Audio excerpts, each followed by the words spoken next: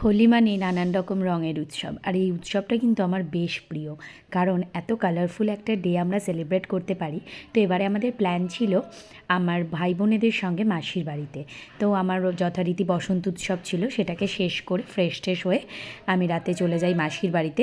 আর দাদা নিয়ে আসে মিয়ামরের এই কালারফুল কেকটার সাথে ভাইয়ের তৈরি করা এই সুন্দর রান্নাগুলো দারুণ ছিল। আর এইভাবেই চলতে থাকে আমাদের প্রোগ্রাম। আর মাসির বাড়ি মানেই গান বাজনায় এবছর তো দেখলাম সৌরভও তাতে বেশ পার্টিসিপেট করেছে, আমি কখনো ভাবিনি। আর সবথেকে বেস্ট ছিল এই ব্লু লাগুন শরবতটা, যেটা মাসি বানিয়ে দিয়েছিল। আমার গলার অবস্থা খুবই শোচনীয়, তবু আমি বাদ দিইনি, কারণ সত্যি খুব ভালো ছিল।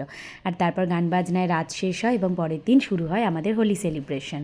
আর সবাই মিলে ছাদে চলে যায় এবং ভাই বোনেরা একে অপরকে প্রচুর রং মাখাই। সত্যি কথা বলতে আমরা নিজেদের মধ্যে হোলিটা আমরা কোনোবার সেভাবে খেলি না, কারণ বন্ধু বান্ধবের মধ্যেই চলে যায়। এই বছর আমরা সবাই একসাথে হয়েছিলাম বলে এই দিনটা কিন্তু আমরা দারুণভাবে সেলিব্রেট করেছি। নাচ গান খাওয়া দাওয়া আনন্দ।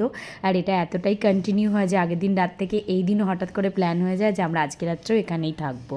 সেটা চলতে থাকে, ছোট বড় সবাই মিলে আমরা আনন্দে মেতে উঠি এই প্রোগ্রামে। আর এই যে দেখছো, এদের নাচানাচি তো কোনোভাবেই শেষই হচ্ছিল না, বাপ রে! মানে এদেরকে টেনে নিচে আনা যাচ্ছিল না যে চল এবার হয়ে গেছে, আমরা কমপ্লিট করি, অনেক খেলে ফেলেছি, বাট কোনোভাবেই সেটা শেষ হচ্ছিল না, কারণ এটা কন্টিনিউ চলছিল।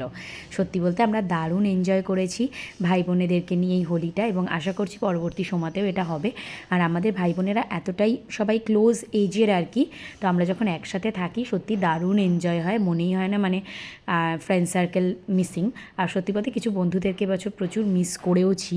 পরের দিন আবার বন্ধুদের সাথেও দেখা হয়েছিল। আর এই বছর এই হোলিটা কিন্তু আমরা বেশ ভালো কাটালাম।